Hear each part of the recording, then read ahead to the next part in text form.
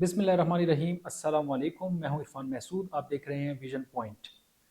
नाजरीन, आपको पता होगा इंडिया काफ़ी एडवांसमेंट कर रहा है, चाहे वो एयर वारफेयर हो, चाहे वो आर्टिलरी हो, चाहे वो कोई भी मैदान हो जो कि डिफेंस और जंग से रिलेटेड हो। तो ये जो जंगी जुनून है ये रुक नहीं रहा एक ही जगह पे। आज हम बात करेंगे बड़े इंपॉर्टेंट मौजू पे, और वो है इंडिया की स्ट्रेटेजिक नेवल एडवांसमेंट की हम बात करेंगे। जो उसके समंदर में वो कर रहा है, इंडियन ओशन में कर रहा है, और ये एक खतरा है पूरे खिते के लिए, दुनिया के लिए, और पाकिस्तान के लिए तो ये खतरा है ही। लेकिन ये जो टेक्नोलॉजिकल एडवांसमेंट है ये एक गैर मामूली टेक्नोलॉजिकल एडवांसमेंट है, क्योंकि ये जो टेक्नोलॉजिकल एडवांसमेंट है ये न्यूक्लियर डेटरेंस से रिलेटेड है। तो समंदर की बात हो रही है, न्यूक्लियर डेटरेंस की। क्या डिप्लॉय किया है इंडिया ने? इंडिया की जो डिप्लॉयमेंट है वो एक बड़ी शॉकिंग है, और उसमें इन लोगों ने डिफरेंट इक्विपमेंट्स, इंडियन गवर्नमेंट ने उनको जो है एक डिप्लॉय कर दिया ऑलरेडी। ये बात नहीं चल रही कि भाई ये अभी करेंगे, इन लोगों ने डिप्लॉय कर दिया है। और ये gamma radiation aerial surveillance system है जो कि उन्होंने डिप्लॉय किया है। इसके अलावा उन्होंने under water gamma radiation monitoring system को जो है डिप्लॉय कर दिया है। फिर तीसरी जो इंपॉर्टेंट चीज है वो है organ radio activity detection system. नाजरीन, ये जो टेक्नोलॉजी है ये जंग के दौरान किस तरीके से इंडिया की ऑब्जेक्टिव अचीव कर सकती है, क्या मकसद है इंडिया ने जो न्यूक्लियर वॉरफेयर नेवल जो सरफेस है उसके ऊपर ये इंस्टॉल कर दिए हैं, डिप्लॉय कर दिए हैं। तो इनका जो ऑब्जेक्टिव है उस पर मैं बात करूंगा। उस पर देखें, न्यूक्लियर कभी भी एटमी जंग अगर होती है तो इन्वायरमेंटल प्रिपेयर्डनेस एक हम टर्म यूज करते हैं जब हम न्यूक्लियर वॉरफेयर की बात करते हैं। तो पहले से प्रिपेयर होंगे। कैसे प्रिपेयर होंगे? देखें, ये मेरी टाइम न्यूक्लियर जो सर्वाइवेबिलिटी है और ये पोस्ट स्ट्राइक जो ऑपरेशन की कॉन्टिन्यूटी है उसके हवाले से उनको हेल्प करेगी। फॉर एग्जांपल, अगर खुदा न खास्ता जंग होती है न्यूक्लियर, तो जो तापकारी है वो अफेक्ट नहीं करेगी इंडिया की सर्वेलेंस को, क्योंकि वो अंडर वाटर जो है, पानी के अंदर उनकी जो आबदोजें हैं, जो डिफरेंट मशीनरी इक्विपमेंट्स उन्होंने इंस्टॉल किया होगा, वो उनको पूरी इंटेलिजेंस फराम करेगी।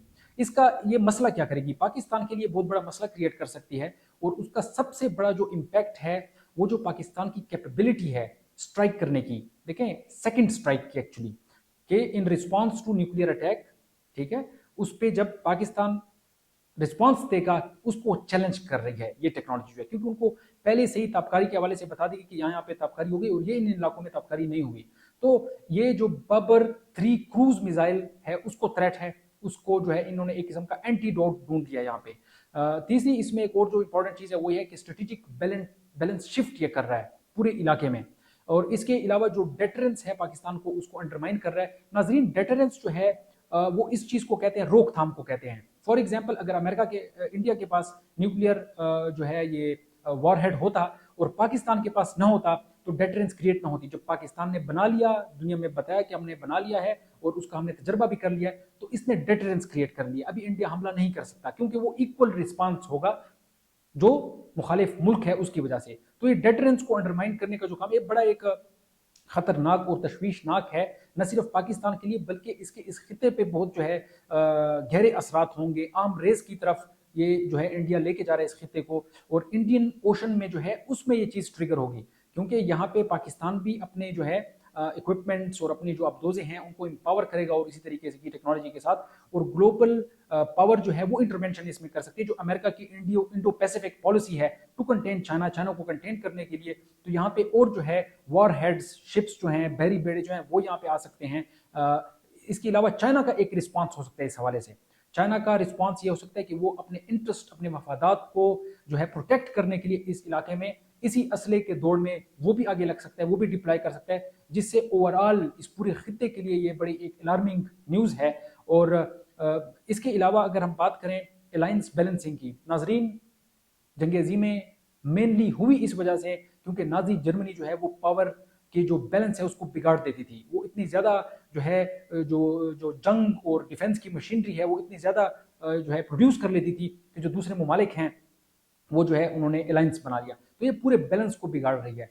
अभी पाकिस्तान के लिए जो है स्ट्रेटेजिक ऑप्शंस यहाँ पे क्या हैं, उन्होंने क्या करना है, इसके हवाले से अपने आप को इक्विप कैसे करेंगे। एक तो सबसे पहले तो ये कि स्ट्रेटेजिक अपनी जो सबमरीन फ्लीट है उसको इन्हांसमेंट के लिए इक्विपमेंट्स चाहिए होगी, वो उनको खरीदनेंगे।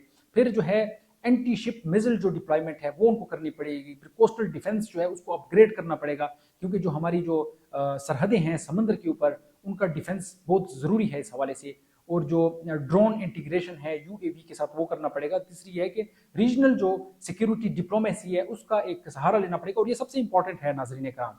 देखें, रीजनल सिक्योरिटी डिप्लोमेसी में आप एक तो बैलेंस करते हैं, अपने दोस्त मुल्क के साथ इकट्ठे होते हैं जो कि आपको लग रहा होता है कि एक एग्रेसर है या एग्रेशन कर रहा है या इश्तियाल अंगेजी और एक्सट्रीमिज्म की तरफ एक मुल्क जा रहा है, तो आप बाकी मुल्क के साथ मिलकर उसको बैलेंस करते हैं। और ये बैलेंस जो है उन्हें सिक्योरिटी डिप्लोमेसी के थ्रू करनी है।